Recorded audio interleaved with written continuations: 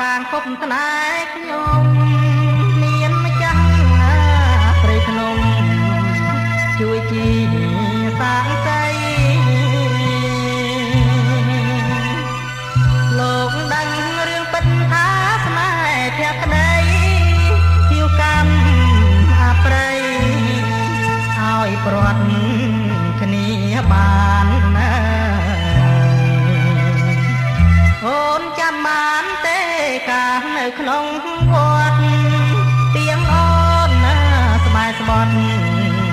សុំស្នេហ៍សុខសាន្តទូបដោស្មោះស្ម័គ្រស្នេហ៍ទាំងពីប្រានមិនគួរកលយ៉ានអូនប្រាចិន្តាមកណាម្រេចមិនភ្លេចទេបើចិន្តាបងនៅគួចនឹកពុំងារចំការអំពើយើងធ្លាប់ជួបគ្នារួមរាក់ស្នេហាបងនឹងស្រស់ស្រី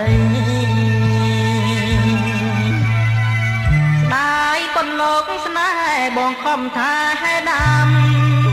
មិនហ៊ានណាក្តិចញ៉ាំត្រួយទៅលួងខ្លីហើយត្រួយលោះវែងតងផុតដីត្រួយឡើងណាត្រឹងថ្មីលិចដៃកំសត់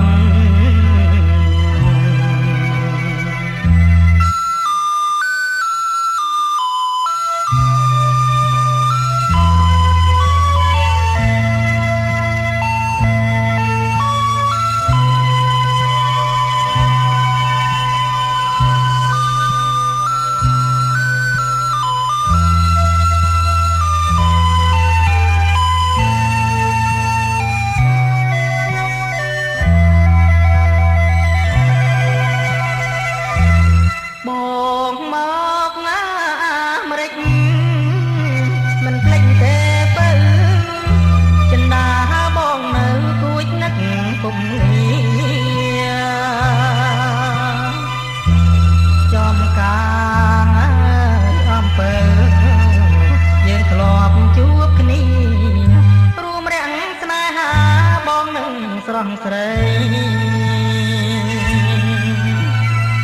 ស្ដាយប៉ុនលោកស្នេហ៍បងខំថាហេដាំមិនហ៊ានណាក្តិចញ៉ាំត្រួយទៅលួងខ្លីហើយត្រួយលោះវែងតងផុតដីត្រួយឡើងត្រឹងថ្មីលិចដីកំសត់